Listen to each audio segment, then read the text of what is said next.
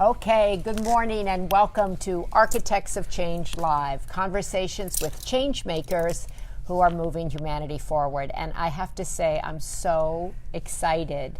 I feel like a little girl because I'm sitting next to somebody who I have admired for a really long time, Don Miguel Ruiz. And he is the author of the 4 Agreements that I read many years ago and that I found really life-changing, and so many other books. I mentioned that because it was a very big bestseller and very moving to me. And he has this new book out, which I just love. It's called The 3 Questions. The 3 Questions, how to discover and master the power within you, the power that's within you. And welcome. Oh, honey, I'm very happy to be here with you and with all of you. You have all my heart. Thank you. It's such an honor. And I just said to him before we went on, I said we could talk for an hour about the 4 Agreements. We could talk about his work, his life. It's all so interesting. But I want to talk first about this new book because that's important to you. And you talk, Miguel, about how answering these 3 questions can transform your life. And the 3 questions are, who am I? What is real? And what is love? And I just said to him before we sat down, I said, this is real, right? He said, well, no, this is actually a dream. And so I'd like to start with, before I ask how we answer the question, who am I? When you say what is real is so important, what do you mean by that? You know, reality is only one and it's shifting all the time. But we perceive that reality and we reflect the reality. And the reflection of that reality is what we know as the human mind. Right. This is how we perceive everything. For example, if you see a mirror, you know that everything that is inside the mirror is not real. It's easy to understand that. Mm-hmm. Then our eyes are just like that mirror, but behind the eyes there is a brain that we analyze everything that we perceive, qualify everything, and include it in whatever we believe. Then we are distorting the reality that we are perceiving and making it in the way that is good for us. Right. But that also assumes things. Yes. And you always say one should not assume. Yes. We take this personally, of course.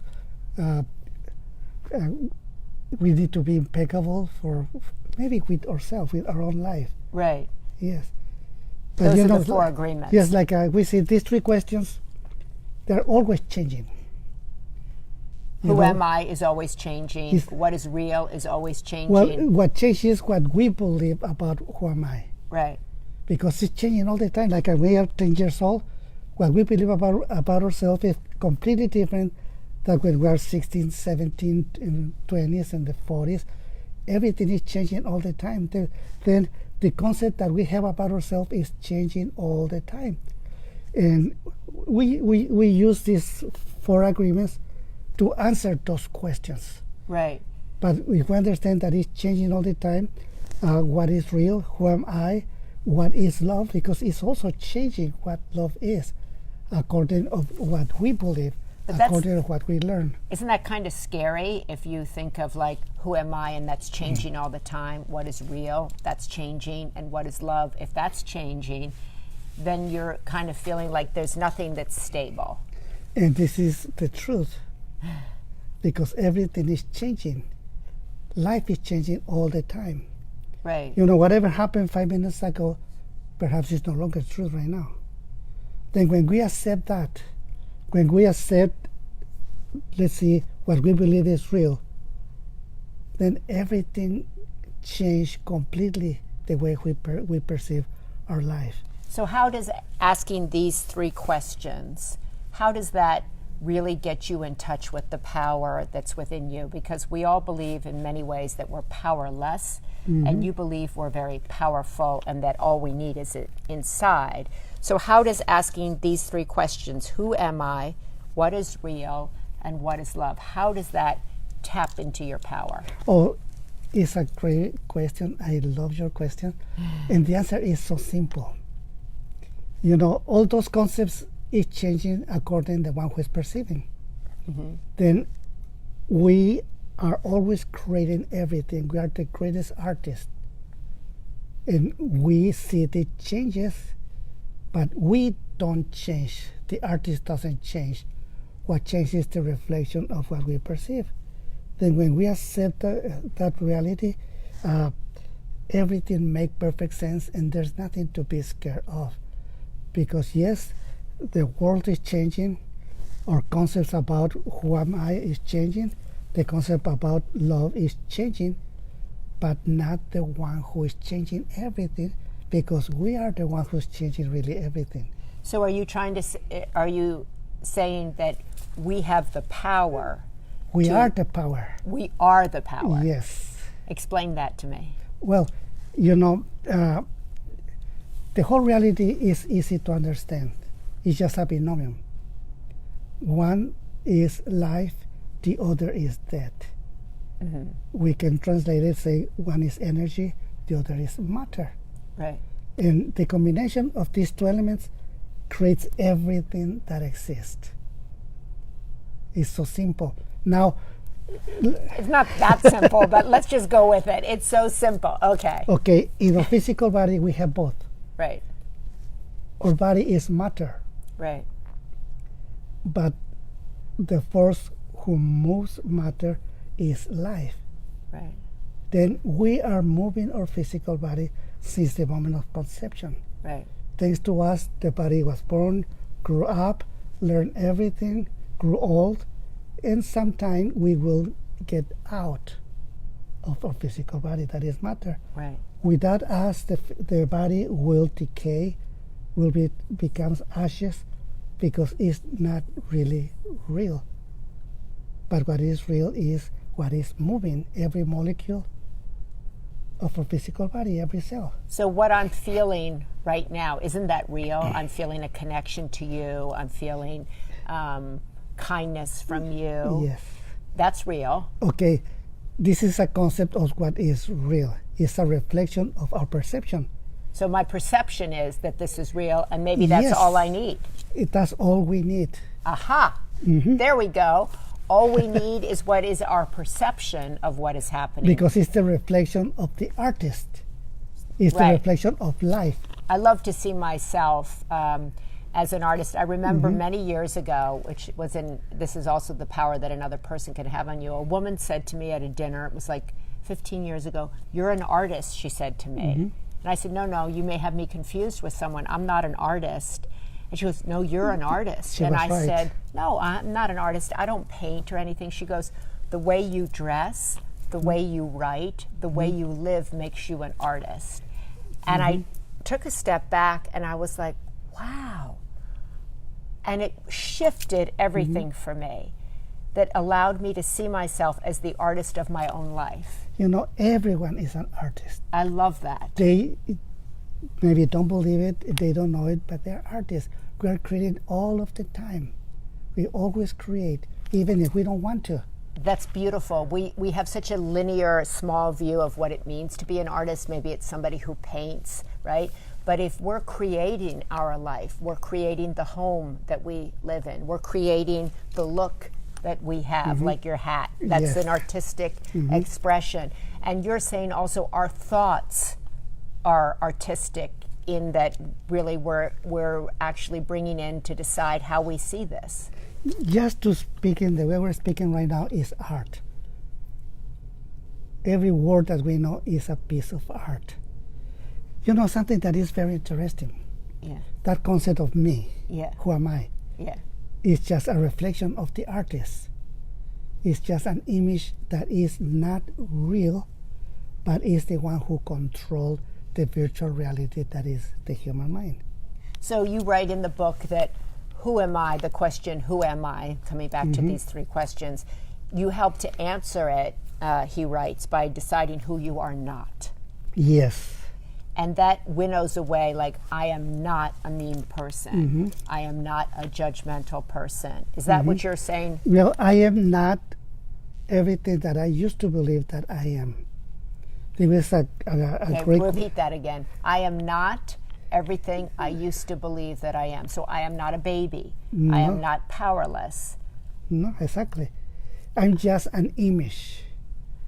And I am the one who at least try to control my personal reality.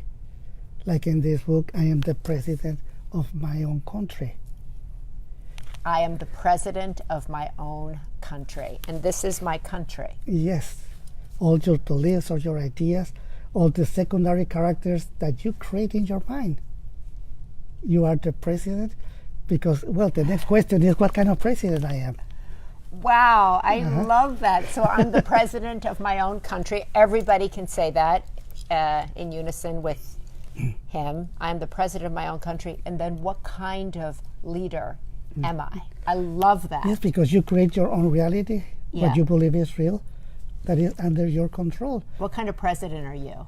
Well, I used to be a very bad president, I have to admit it. I'm talking about like 50 years ago, 40-something years ago, because I didn't know. Don't even know that I have my own personal country. I didn't know about diplomacy.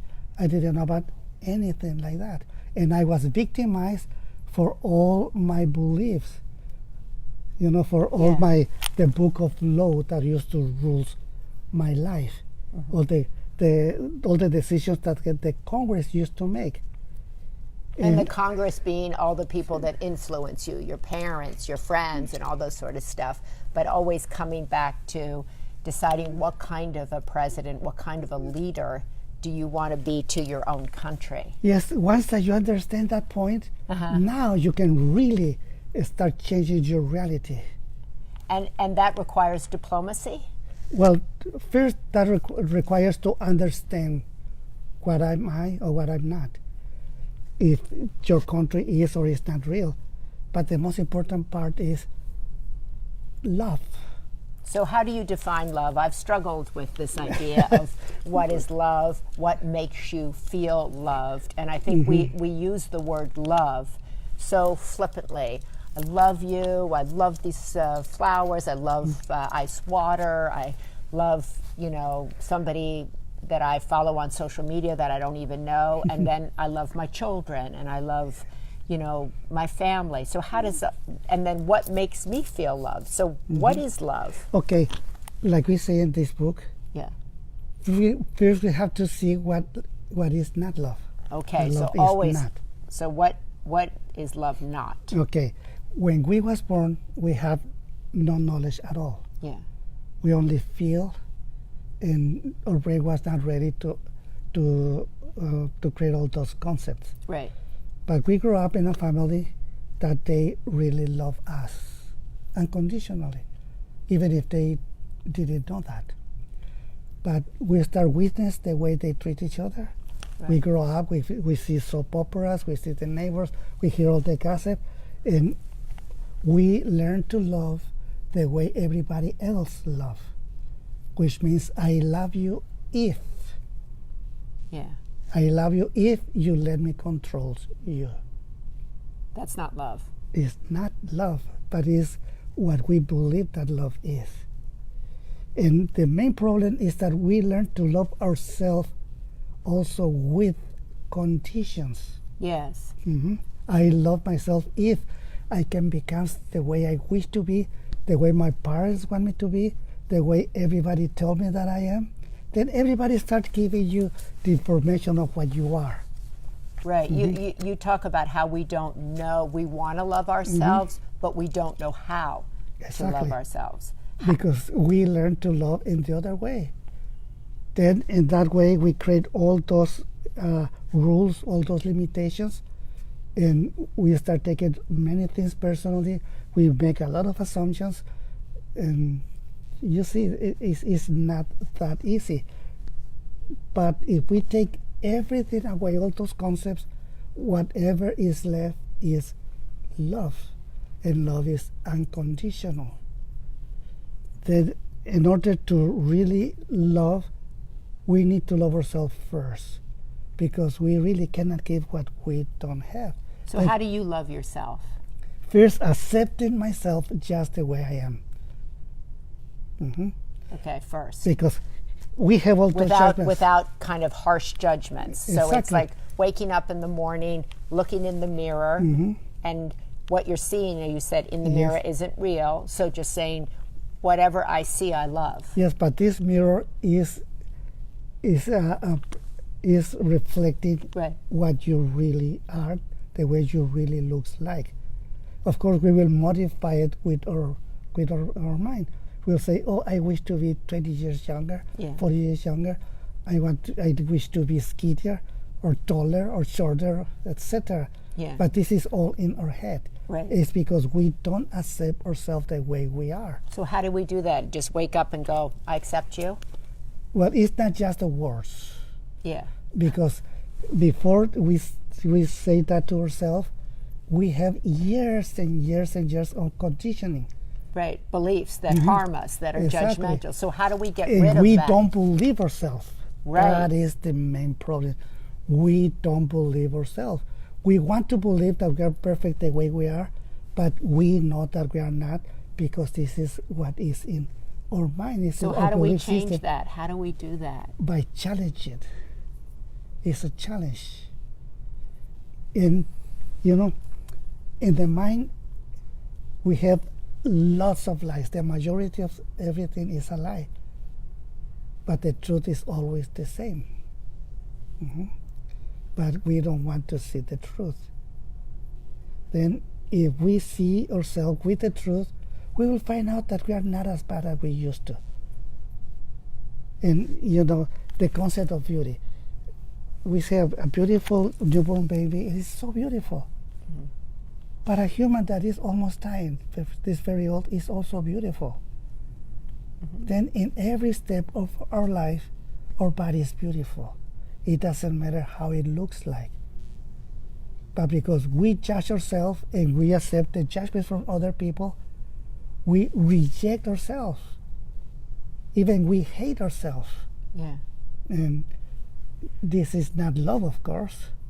I love myself if at least I like myself. But many people don't like themselves. Yeah.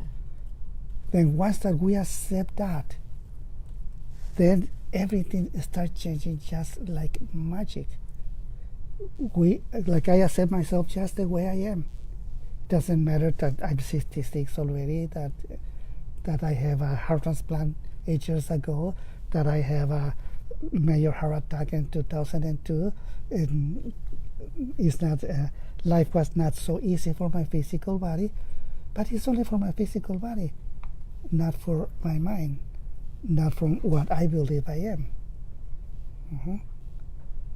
That actually, I was almost tearing up, actually, listening to you, because the idea that you could look at yourself or feel the love that we crave from other people, right? But that we actually can turn it on ourselves, eliminating if only I were younger, if only I were thinner, if only I had someone to love me, I could love me. Then you can see that once that you accept yourself just the way you are, Right. a miracle happens.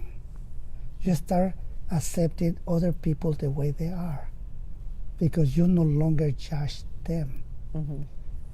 Your whole reality changed 100% with something that we call the last judgment. And the last judgment is the last time that you judge yourself. After you no longer judge yourself, you don't judge others anymore. You see just the way they are. Either you accept it or don't. But you know that they live in their own reality and has nothing to do with yours.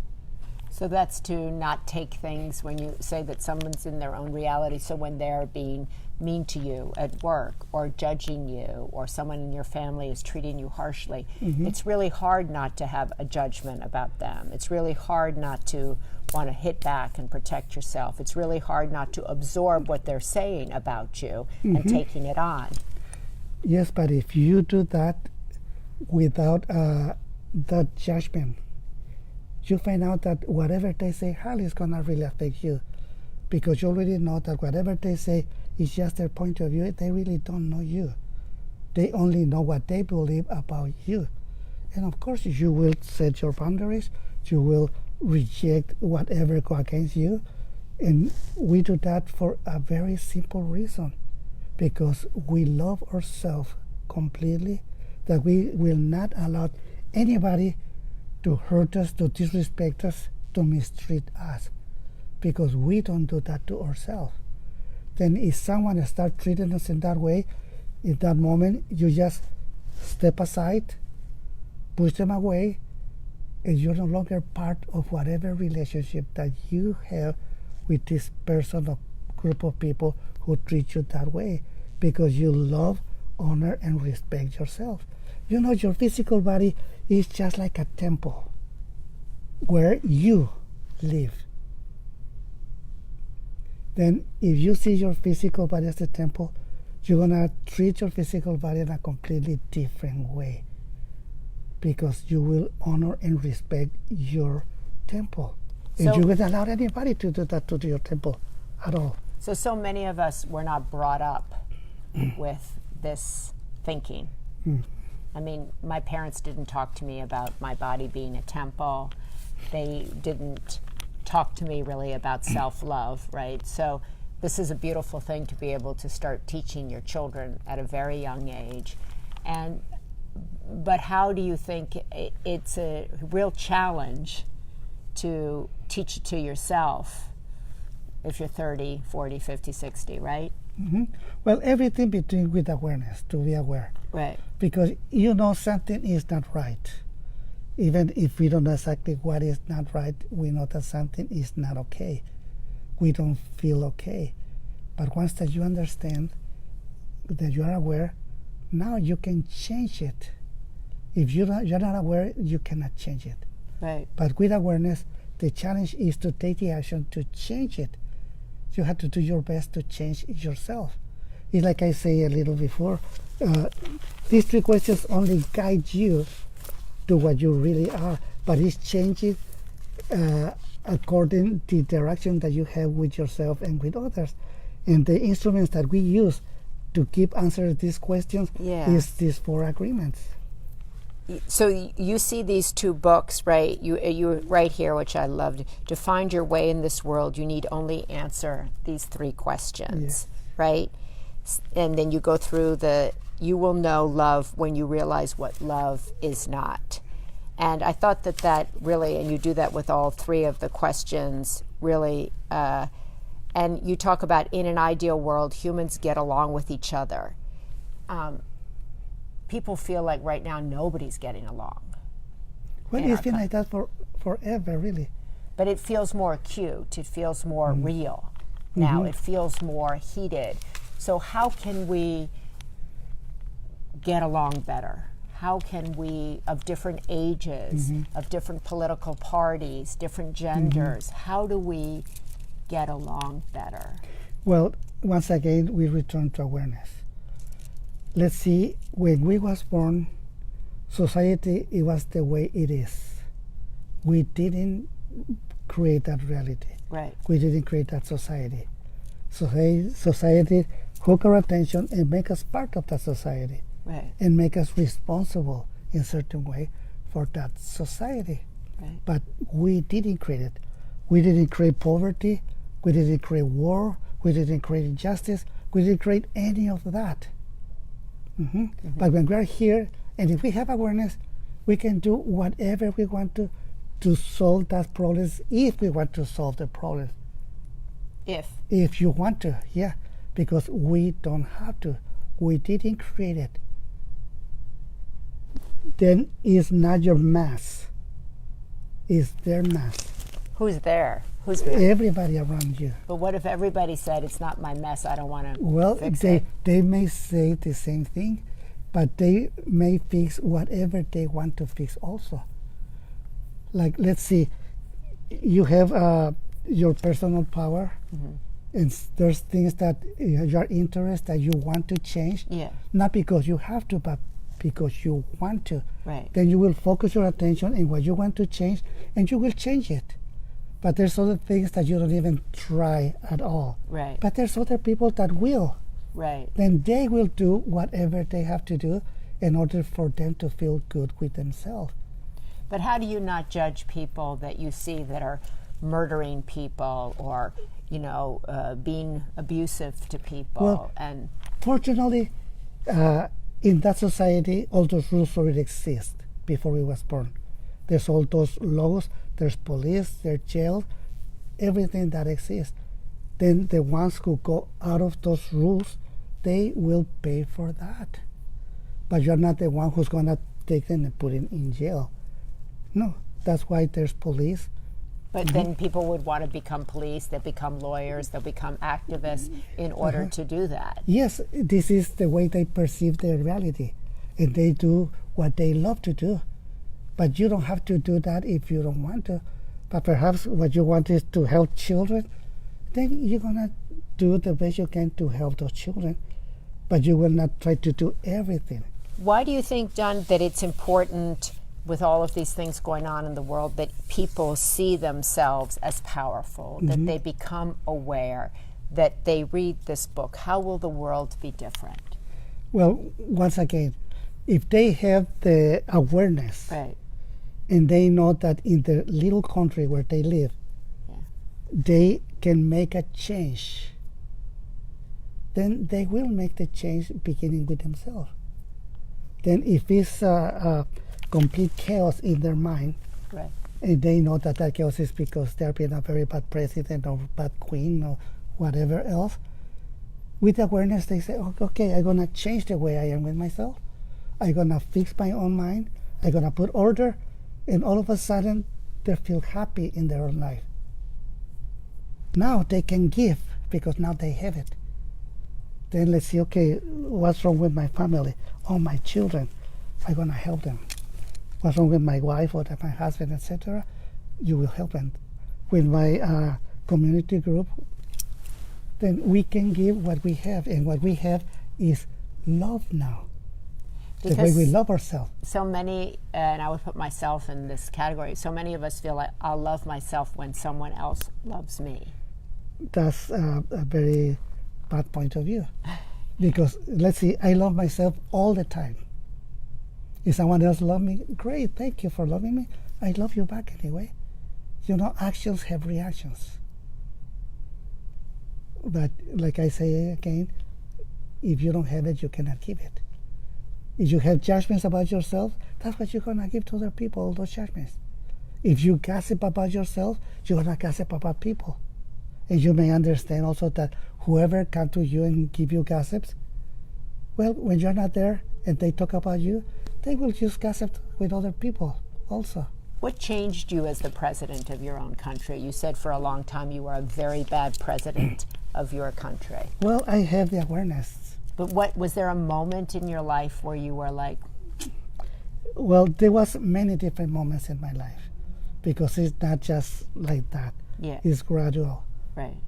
Then let's see, when I was 11, one of my brothers died in a car accident. Uh-huh. And that brother, everybody used to think that he was the black sheep of the family. Once he died, he was the biggest hero in the family. Everybody's point of view changed.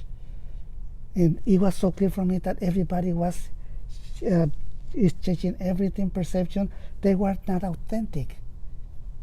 Yeah. And then I see, am I authentic? Then that starts changing a little. Another big thing is when I have a car accident when I was like at 21 or 22 Right, years you're old. right about that. Then that changed everything completely for me. It is because when I crashed that car, I see myself sleeping on the wheel. I see everything like at a slow motion. But then, who am I? And it took me several years to really have a certain equilibrium. And I started searching, okay, what am I? Then I went with my mother and she started helping me to answer that question. And then I went to a mirror room, that was something that I create, and I see myself in so many images. And at a certain point, it just clicked. I say, all humanity is only one living being. Every single human is the same. We have very similar problems, but it's almost the same to everyone. And then I see myself like a I was not what I used to believe I am. And what did you used to believe that you were, and then what did you see when you stood in that mirror? Okay. I have all those justifications, everything to justify my existence. I used to say, well, I'm a human male, I'm a medical doctor, I'm a chess player, and I was saying everything that I believe about myself. Yeah. But at a certain moment, I have nothing else to justify. And the truth is that I didn't know what I am, because I was using the words that I understand to try to explain my existence. Right. But what about before words? You know, the dog doesn't know that it's a dog, the cat doesn't know it's a cat. We call them dogs, we call them cats, but they really don't care. They just exist, and they don't know what they are. And I got the same conclusion. I don't know what I am, but I'm alive. And that image that I used to believe about myself, that Miguel Ruiz, is just an image of life itself. And that image is the one who worked in my little reality, is the president. You know, for example, let's see Siddhartha. Mm-hmm. He went to the Bodhi tree and he faced Mara. What he is to believe is the evil part of him. Yeah. And Mara has his own face. At certain point say, you don't exist. I put the witness, that earth's a witness that you don't exist. Mara get all that anger, all that a big emotional reaction until just disappear. When he confronted the evil part of himself, the dark part, the shadow part, the part that we all think, oh my God, if somebody knew that part of me, they wouldn't love me. At that moment, he was no longer Siddhartha. He was Buddha. And the same with Christ. He went into the desert for 40 days. He faced Satan, the snake. But that Satan, the snake, is Jesus' face. He's himself. He faced himself. And he finally defeated himself and find out that was not even real. And now he was the Christ. Free. The Christ, Jesus. Right, but also free once you Free, confront that. But he was only himself, his little country. Now he go outside and see everybody else, and he see that everybody else is just the way he used to be. Then whoever talking to him, it was Satan talking to him. Even his closest people, that he was dealing with that Satan all the time. But his point of view was completely different because he loved them. He loved all the main characters of everybody else's. Mm-hmm. And start giving the information, the teachings, how they can help themselves. It's same like Buddha and many other people. They're not the only ones. It's the ones that we know the most. Do you feel that what you are teaching here, what you're teaching me, yes, and what you're teaching the people that are listening to you, that really can transform humanity? Oh, definitely. It will take time. You know, humanity is changing all the time. You know, just imagine that you wake up tomorrow 1,000 years in the past. Let's say in England that they speak English. But you know everything you know right now. If you start telling them, everyone, what you believe right now, it don't take like a month before they burn you as a witch, because you make a deal with the devil. They think. They will think that. Mm-hmm. Because in that 1,000 years, you see how the humanity evolved in many ways, of course.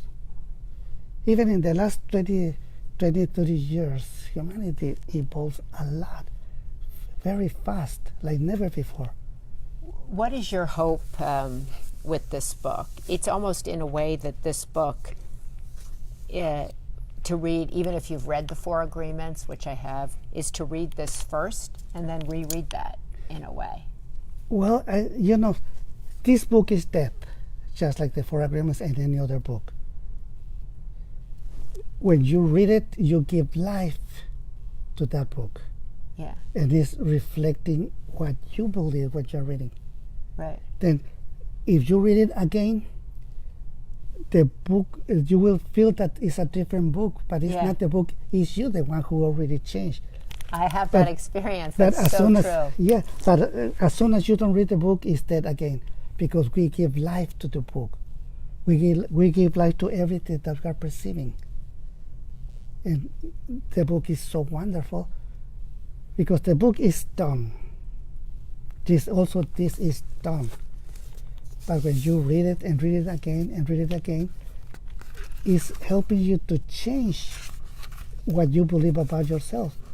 This is like an emissary who goes into the other country, and country, and share a point of view, and that those beliefs that goes into your Congress.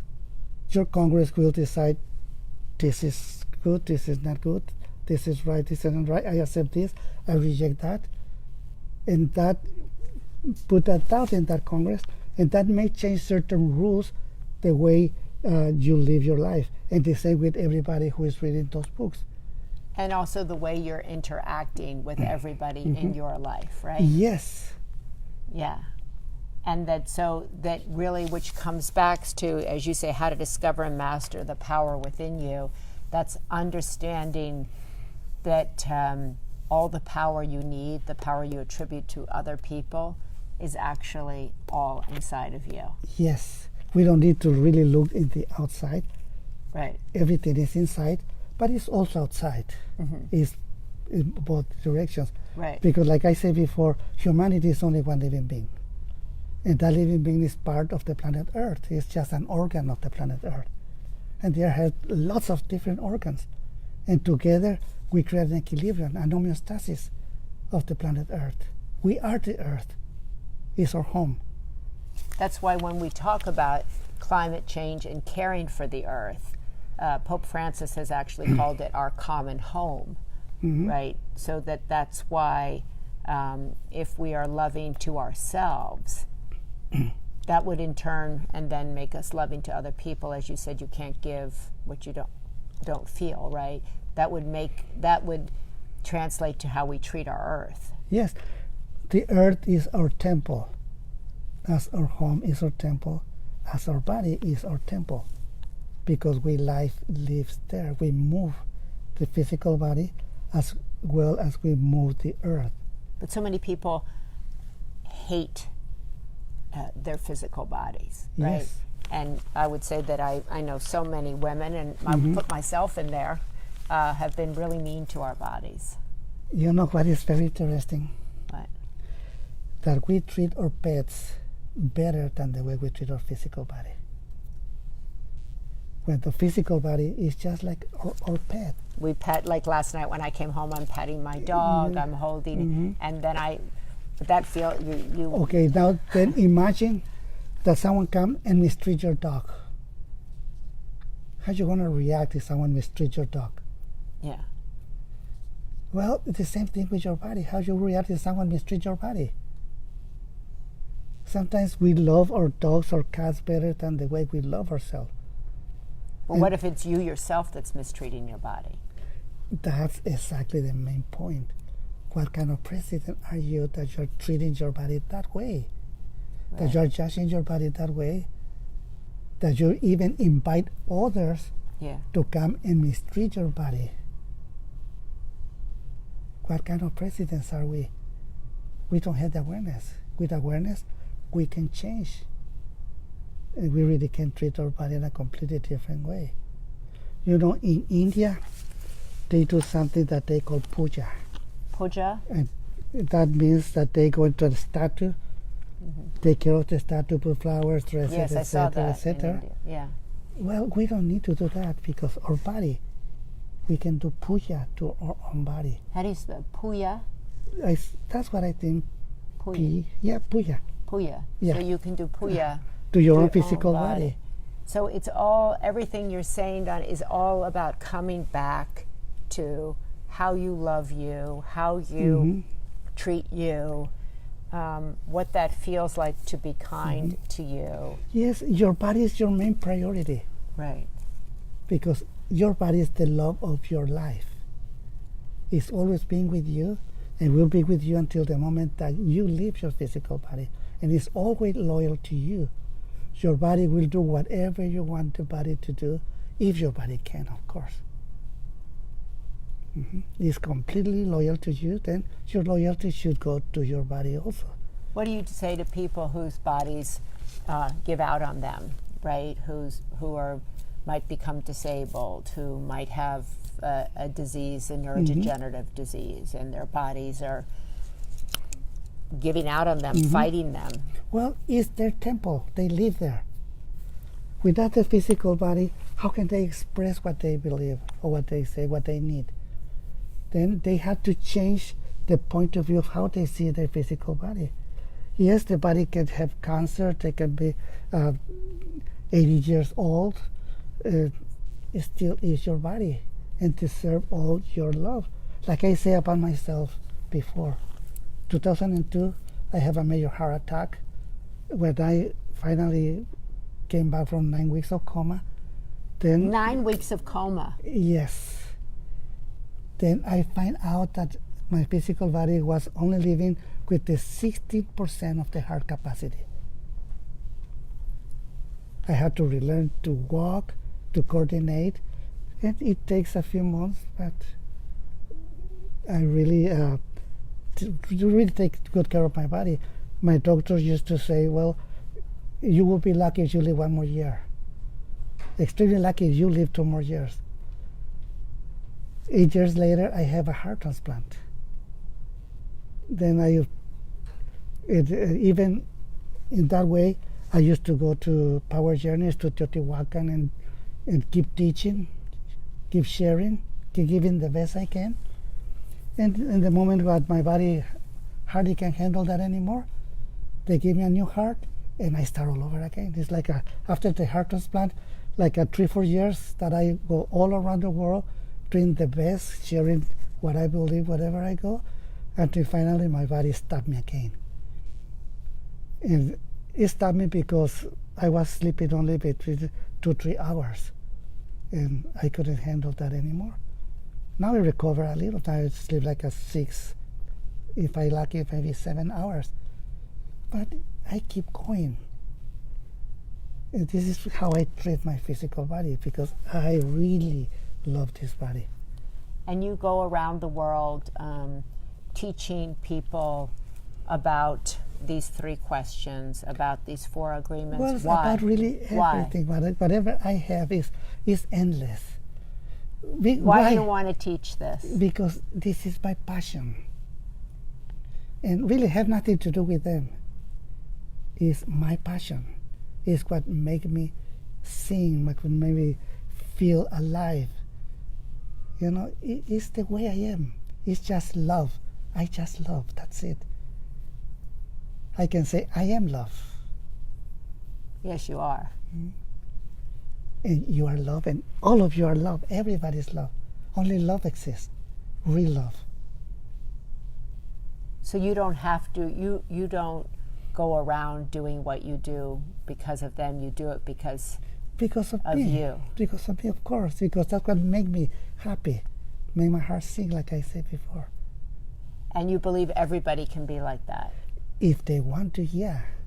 If they can, want. Yes, if they can change give some justice in their own little country and be a better president, treat themselves better, honor their temple, honor themselves, do what they love to do, not what they have to, but what they love to do. That makes a big difference. Wow. Wow. Anyway, this was a gift to me, and I hope you felt it through the computer, through TV, wherever you are. Don Miguel Ruiz, the 3 questions, how to discover and master the power within you, and also the 4 agreements. And Master of Love, I love that book. Master of Love. Yes. It was my second book, The Master of Love. The Mastery of Love. Yes, many people love that book. Yeah. And many artists here in LA, they love that book. What is? I have not read that book. Oh, you should read it. You Yes, will love it. I will love it. I think that everybody should love it before going to any kind of relationship. Oh, well, that's perfect time for me. Yes. So everybody should read The Mastery of Love before you go into a relationship. And if you're already in one. Why? Then, Why? Then you can change it, the way you perceive your own relationship. Well, why is that so important? Because you wrote in here that so many people want to love in a relationship, but they don't know how. Well, in this Mastery of Love, it lets you know that you are only responsible for your half in the relationship. You're not responsible for the other half. The other half could be your husband, for example, could be your son, could be your father, could be the entire humanity, but you are only responsible for your half. And I put a little example there, like let's see, like I just imagine that Jesus the Christ proposed you and want to marry you. And that, like in 6 months you will marry with Jesus the Christ, which supposedly is the perfect man. Then if there's any problem, that relationship will be not him but yours. Then do you deserve that kind of relationship? If you take responsibility for yourself, you will shift until the moment that you really match with that perfect person. Or even in the relationship with your dog. You are responsible for your half, and the dog is responsible for his half. The dog is a dog. It's perfect the way your dog is. If something is not working in that relationship, it's not the dog, it's you. Then if you're ready with yourself, you're ready for any kind of love that you want to. But now you have to see if the other half is ready for you or not. How do you tell if the other half is ready for you or not? Well, one of the ideas that almost everybody have is, my love is going to change him or change her. Yeah. And it's not true. Nobody will change the other person. Then we have the need to control them and to make them do what we want them to be. It becomes, I love you if. But how do you tell if a person is ready to love you? Well, you meet the person, that person will tell you everything about himself. But you may want to hear or know what he says. Usually we only see what we want to hear. Yeah. We see what we want to see, and we try to ignore what we don't want to see. Then we go into that relationship kind of blind, and when the truth comes, we find so many things what we didn't like. Right. Then that person, it will be good for you if it's in the same level that you are. If they also love themselves. Yeah, your limit of accepting somebody else's abuse is the way that you abuse yourself. If someone abuses you just a little more than the way you abuse yourself, then you're gonna break that relationship. But if that person hurt you a little less than the way you hurt yourself, you may accept it and say, well, yes, I deserve that. Yeah. And there's many people Wow. who accept the mistreat from other people because they feel they deserve that. Well, it's not true. But that's the limit that we can accept somebody else or not. If they abuse us a little more, we don't stay there. Even just a little is enough for us to say, okay, that's enough. Wow, the mastery of love, the 4 agreements, the 3 questions. You're going to be busy, but I think if you master that and you master what he's been talking about today, that's a life of freedom and self-love. Yes, you're in You've complete given me the control best of your reality. description, I have to say, that I've ever heard. Thank you. Yeah, it's a real honor. The honor is mine. You're so beautiful. Thank you so much. The 3 questions, ignore all my little posties. Those are just ways of reading, but I hope you'll go out and check it out, and I hope you'll ask yourself the questions, and I hope you'll realize that you are the president of your country and that you treat yourself with love and expect others to do the same. God bless.